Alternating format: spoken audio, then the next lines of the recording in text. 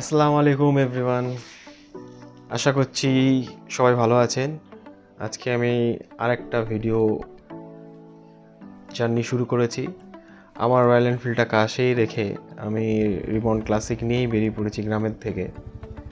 তো এখন গ্রামের রাস্তার দিয়ে ভেতরে আমি জলকরের দিকে যাব, মানে যেটাকে বলে মাছের ভেড়ি, you can call that fishery.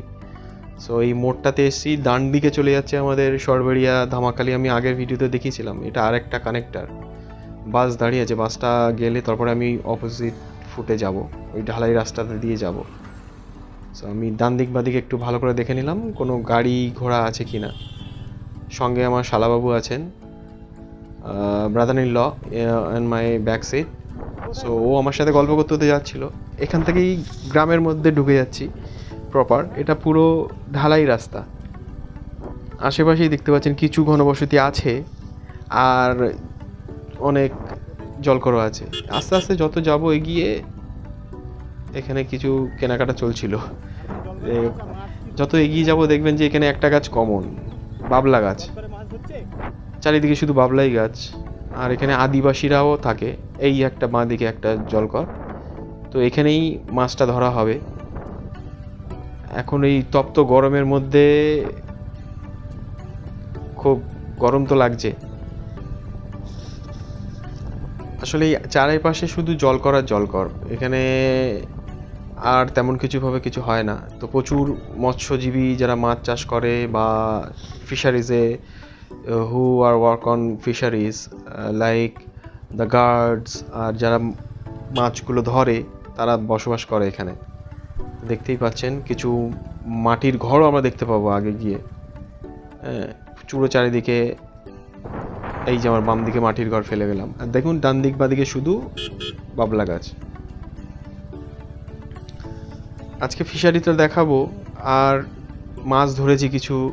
মাছের ইমেজেসগুলো, ভিডিওটা আমার তোলা হয়নি, কারণ আমি সেই সময় আমি নিজেও মাছ ধরছিলাম। তো ভিডিওটাতে আমি শেয়ার করতে পারবো না, যতটা পারবো আমি দেখাবো। আশা করছি আপনারা পুরো ভিডিওটা দেখবেন। ক্যামেরা করতে করতে যাচ্ছিলাম যখন বাচ্চাগুলো আমার দিকে তাকিয়ে হাসছিল।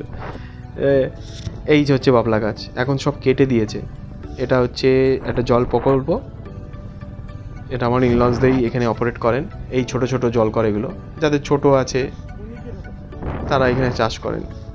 পুরো জলটাই অ্যাকচুয়ালি সল্ট ওয়াটার। এটা জলটা হচ্ছে নোনা জল। তো নোনা জলে অনেকেই জানেন যে ভেটকি, ভাঙন, বাগদা, গলদা চিংড়ি, শেষের দিকে রুই মাছও চাষ হয়, বা তেলাপিয়া, অনেক রকম। এই জায়গাটার এই কার্ভটা আমার খুব সুন্দর লাগে। এই দেখুন বাঁ দিকে একটা জলকর, আর এই ডান দিকে গিয়েছে নদীর সাথে কানেক্টেড যে খালটা, যেটা দিয়ে জলটা আসে, জোয়ার ভাটা খেলে। তো এখানে জল ম্যানুয়ালি কিছু দেওয়া হয় না, খুব কম দেওয়া হয়। আর এই যে বাম দিকে আমার খালটা, এটা নদীর সাথে connected. So it is connected to river. জোয়ার ভাটাতে জলটা জলকরের মধ্যে আপ ডাউন করে। আর নর্মালি হচ্ছে কিছু কিছু মাছ চাষিরা বাইরে থেকে কিনে জল করে বা ফিশারিতে ফেলে। আর রেস্ট অফ দ্য মাছ, যেমন ভেটকি বলুন,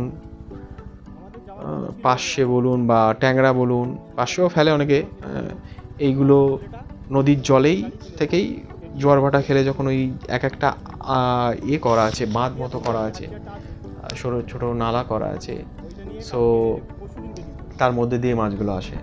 আর ভেটকি বা চিংড়ি বলুন, ভেটকি সরি, ভাঙন, চিংড়ি, টাইগার প্রন, তেলাপিয়া, সো এইসব মাছগুলো চাষিরা ফেলে। তো এই দেখতে পাচ্ছেন ডান দিকে বাঁ দিকে, বর্ষার সময় দেখলে এগুলো পুরো একদম জলে,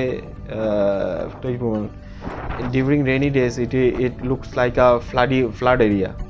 সো ওই যে দ্বীপটা দেখা যাচ্ছে, এই জলকারটা আমার ইনলসের। এই দ্বীপটা অনেক বড় ছিল আগে।